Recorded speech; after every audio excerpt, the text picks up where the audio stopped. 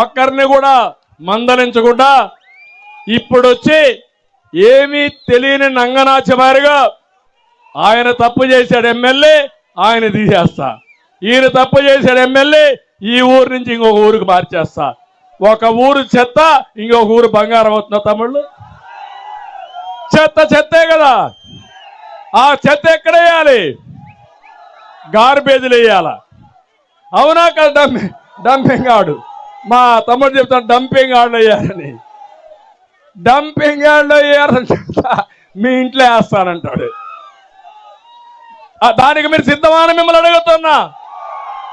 అందుకే మిమ్మల్ని అడిగేది, మనలో చైతన్యం లేనంత వరకు ఈ పెద్ద మనిషి చెప్పిన తప్పు చెప్పకుండా కళ్ళార్చకుండా చెప్పేసి మనల్ని మోసం చేస్తాడు, దోపిడీ చేస్తాడు. ఒక్క విషయమే చూడండి, మనం ఒక కూలి మనిషి అయినా సరే, చిన్న కుటుంబం, అన్న చెల్లెలు ఉంటారు, 2 ఎకరాల భూమి ఉంటుంది. ఏం చేస్తారా మీరు? 2 ఎకరాలు నువ్వే కొట్టేస్తావా? ఇద్దరు సరిసగం తీసుకుంటారా లేదా? అవసరమైతే ఆ 2 ఎకరాలు అమ్మి ఆ అమ్మాయికి పెళ్లి చేసి ఒక అయ్య చేతిలో పెడతారా లేదా మీరు?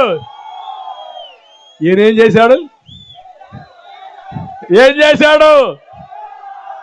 చెల్లికి న్యాయం చేయలేని వాడు నీకు నాకు న్యాయం చేస్తాడా? ఏం అమ్మలారా అక్కలారా మీరే ఆలోచించండి, చేస్తారా మీకు న్యాయం?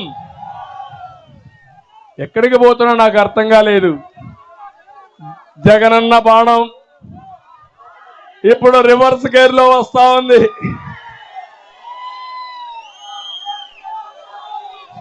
అంటే విలువలు లేని వ్యక్తులు రాజకీయాలకు అనర్హులు.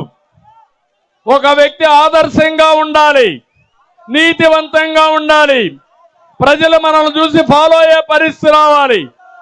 అది కాకుండా ఈరోజు ఇష్ట ప్రకారం చేసే పరిస్థితికి వచ్చారు. నేను ఒకటే మిమ్మల్ని అందరినీ అడుగుతున్నా, ఇప్పుడే బాబు షూరిటీ భవిష్యత్ గ్యారంటీ ఇచ్చాను మీ అందరికీ. మా ఆడబిడ్డలకు హామీ ఇచ్చారు, ఆడబిడ్డ నిధి ప్రతి ఒక్క ఆడబిడ్డకి 1500 రూపాయలు నెలకు మీ ఇంటికి పంపించే బాధ్యత నాది, మీ అకౌంట్లో వేసే బాధ్యత నాది.